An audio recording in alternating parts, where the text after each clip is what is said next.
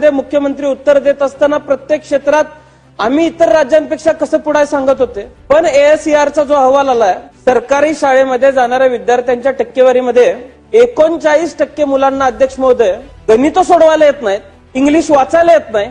या निष्कर्षामध्ये एक गोष्ट अत्यंत खात्रीपूर्वक जाणवली, कौशल्य विकासावरती आपल्या राज्यातल्या अर्थसंकल्पामध्ये मोठ्या प्रमाणात खर्च केला जातोय, पण आज ग्रामीण भागातल्या शाळांमध्ये कौशल्य विकास आधारित कुठलंही शिक्षण दिलं जात नाही. 2018 आणि 19च्या तुलनेत 2023 आणि 24 मध्ये 1705 शाळा संख्या कमी झालेली आहे.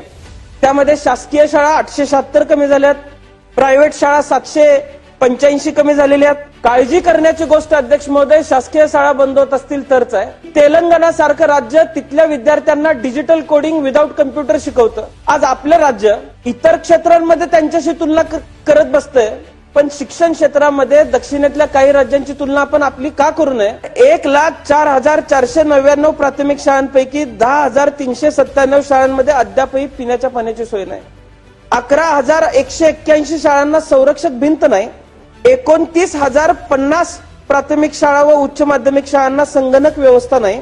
7,419 शाळांना ग्रंथालय नाही. 5,881 शाळांना विद्युत जोडणी सुद्धा अध्यक्ष महोदय नाही. ज्या शाळांना विद्युत जोडणी आहे, शाळांनी हे विद्युत बिल भरावीत असा GR नव्यानं काढला गेलेला आहे, असे मला समजलं. गव्हाण म्हणून गाव आहे, 8 शिक्षक मान्य असलेली शाळा आहे. 12,000 रुपये वार्षिक साधील अनुदान इथं मिळतं. आता या साधील अनुदानामध्ये खडू घ्यायचा असतो, डस्टर घ्यायचा असतो, इतर गोष्टी घ्यायच्या असतात, हेच पुरत नाही आणि उरलेल्या पैशातनं बिल भरा अशी मागणी शासन जर करत असेल तर अध्यक्ष महोदय, आम्ही देश डिजिटल झाला म्हणून बाता मारतोय, शाळा डिजिटल करा म्हणून बाता मारतोय. डिजिटल करून करायच्या काय? आज संगणक नाहीत, संगणक दिले असतील तर वीज जोडणीसाठी कुठल्याही पद्धतीचं कनेक्शन आम्ही देऊ शकत नाही, कारण आम्ही बिलच भरू शकत नाही. माझी शिक्षण मंत्री महोदयांना विनंती आहे की आपण शिक्षण क्षेत्रामध्ये चांगलं काम कराल अशी आम्हाला सर्वांना अपेक्षा आहे.